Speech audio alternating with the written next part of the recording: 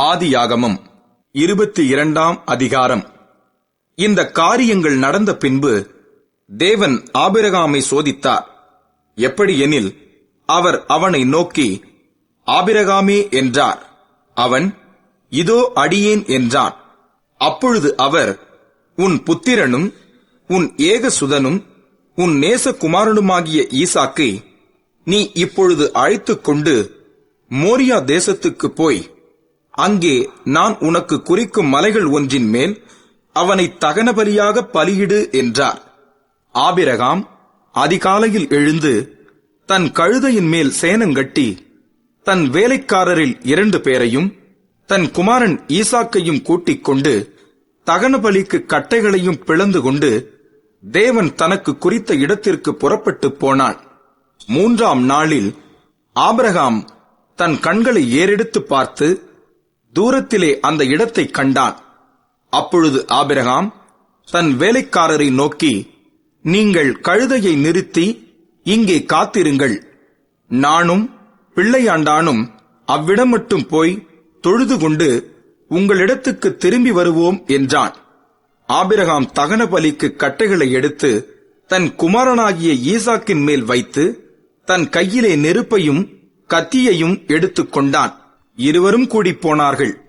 அப்பொழுது ஈசாக்கு தன் தகப்பனாகிய ஆபிரகாமை நோக்கி, என் தகப்பனே என்றான்.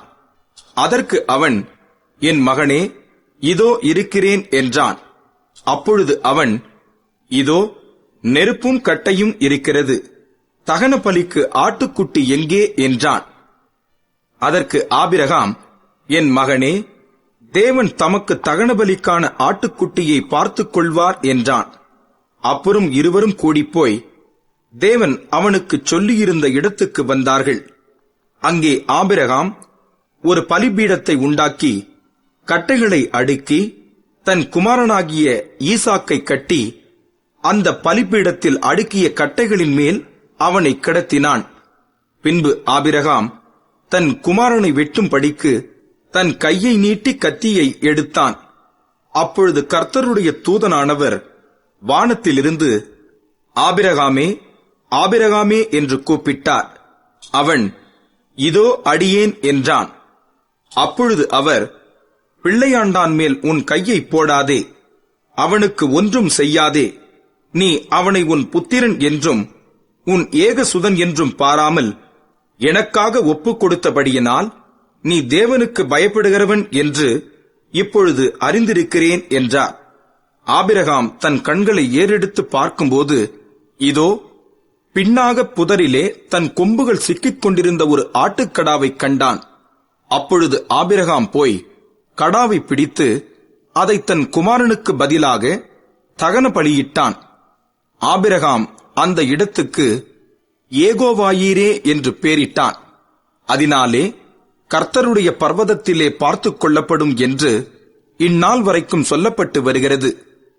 கர்த்தருடைய தூதனானவர் 2ஆம் தரம் வானத்திலிருந்து ஆபிரகாமை கூப்பிட்டு, நீ உன் புத்திரன் என்றும் உன் ஏகசுதன் என்றும் பாராமல் அவனை ஒப்புக் கொடுத்து இந்த காரியத்தை செய்தபடியால் நான் உன்னை ஆசீர்வதிக்கவே ஆசீர்வதித்து உன் சந்ததியை வானத்து நட்சத்திரங்களைப் போலவும் கடற்கரை மணலைப் போலவும் பெருகவே பெருக பண்ணுவேன் என்றும் உன் சந்ததியார் தங்கள் சத்துருக்களின் வாசல்களை சுதந்தரித்துக் கொள்ளுவார்கள் என்றும் நீ என் சொல்லுக்கு கீழ்ப்படிந்தபடியினால் உன் சந்ததிக்குள் பூமியிலுள்ள சகல ஜாதிகளும் ஆசீர்வதிக்கப்படும் என்றும் என் பேரில் ஆணையிட்டேன் என்று கர்த்தர் சொல்லுகிறார் என்றார்.